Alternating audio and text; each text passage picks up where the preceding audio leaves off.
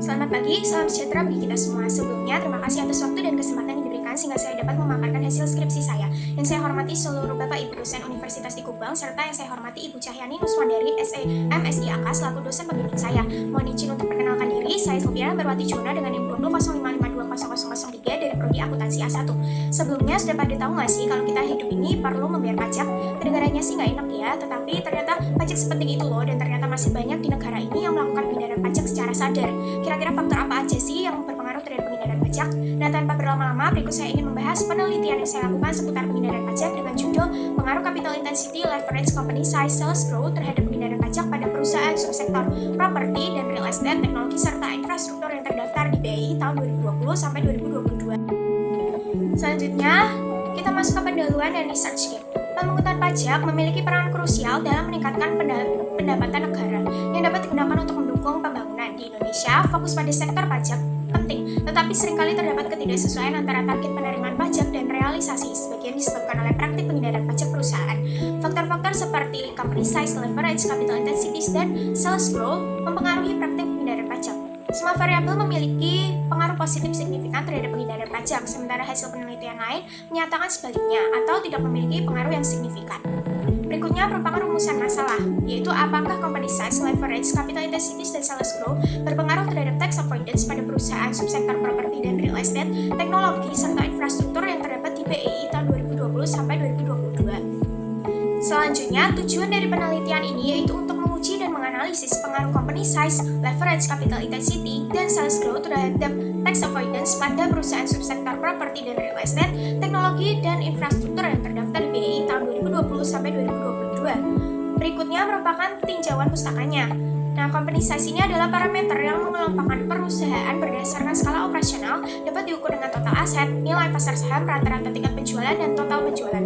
Nah, semakin besar ukuran perusahaan, maka semakin besar skala operasional dan pendapatan. Perusahaan besar cenderung lebih aktif menggunakan insentif pajak untuk mengurangi pembayaran pajaknya. Leverage mencakup pemanfaatan utang sebagai sumber pendanaan perusahaan yang dapat menghasilkan beban bunga dan mengurangi beban pajak.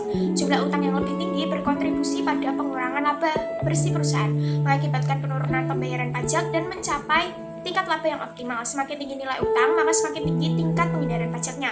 Capital intensity mencerminkan seberapa besar modal yang diperlukan perusahaan untuk menghasilkan pendapatan dari perubahan aset tetap. Peningkatan aset tetap dapat meningkatkan beban penyusutan, berpotensi menurunkan laba perusahaan. Yang terakhir yaitu sales growth, mencerminkan hasil investasi masa lalu dan menjadi indikator pertumbuhan di masa depan. Tingkat sales growth yang tinggi menunjukkan ketergantungan yang besar pada pendanaan eksternal, dapat meningkatkan utang dan mengurangi beban pajak perusahaan. Selanjutnya, hipotesis. Company size, leverage, capital intensity, dan sales growth memiliki hipotesis yang berpengaruh positif signifikan terhadap tax avoidance. Selanjutnya, metode apa aja sih yang digunakan dalam penelitian ini? Nah, populasi penelitian ini adalah perusahaan properti dan real estate, infrastruktur, serta teknologi yang terdaftar pada BEI pada tahun 2020 sampai 2022. Pengambilan sampel menggunakan metode purposive sampling dengan 4 kriteria. Jumlah populasi yang diolah sebanyak 181 perusahaan, yang dimana menghasilkan 51 perusahaan yang memenuhi syarat dengan 3 tahun data yang diamati, sehingga total amatan sebanyak 153 perusahaan. Nah, berikut ini merupakan kriteria sampel.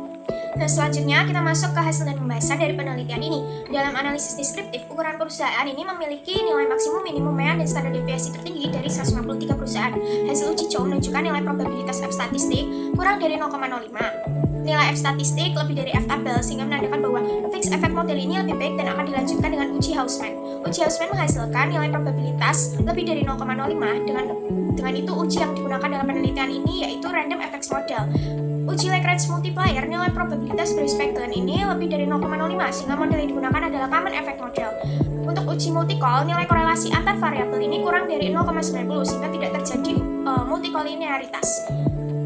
Kemudian, uji heterokedastisitas, nilai signifikan semua variabel lebih besar dari signifikansi, yaitu lebih besar dari 0,05. Dengan demikian, data yang digunakan dalam penelitian ini tidak terdapat heterokedastisitas dalam model regresi.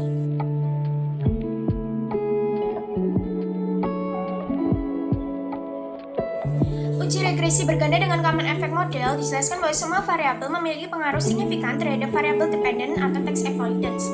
Uji koefisien determinasi artinya size company, leverage, capital intensity, dan sales growth memiliki kemampuan menjelaskan terhadap tax avoidance sebesar 37,9449% dan sisanya 62,0551% dijelaskan oleh variabel lain yang tidak termasuk dalam model penelitian ini. Uji F diperoleh nilai hitung lebih dari F tabel dan nilai signifikansi kurang dari 0,05, artinya variabel company size, leverage, capital intensity, dan sales growth berpengaruh terhadap tax avoidance. Selanjutnya uji T, company size, capital intensity, sales growth memiliki hasil T hitung positif dan nilai signifikan kurang dari 0,05 sehingga ketiganya berpengaruh positif signifikan terhadap tax avoidance dan hipotesis diterima.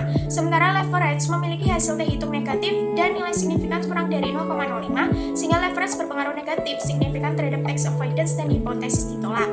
Selanjutnya kesimpulan dan keterbatasan, sehingga dapat disimpulkan bahwa size company, capital intensity, sales growth berpengaruh positif terhadap tax avoidance sedangkan leverage berpengaruh negatif signifikan terhadap tax avoidance.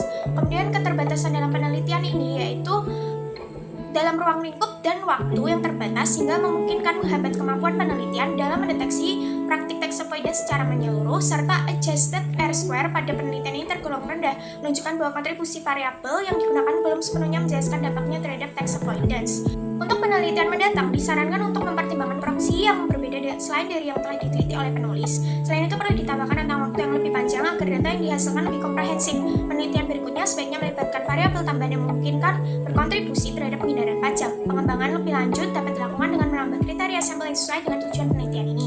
Demikian penjelasan dari hasil penelitian saya. Jika ada salah kata, saya mohon maaf. Sekali lagi, saya ucapkan terima kasih sebesar-besarnya kepada seluruh dosen Universitas di Kuban dan tentunya kepada dosen pembimbing saya, Ibu Chayani Nuswan dari SIAK, atas bimbingan, masukan, dan dukungan yang luar biasa sehingga saya dapat menyelesaikan skripsi ini. Harapan saya, semoga penelitian ini dapat memberikan kontribusi pemahaman lebih mendalam di bidang yang saya teliti.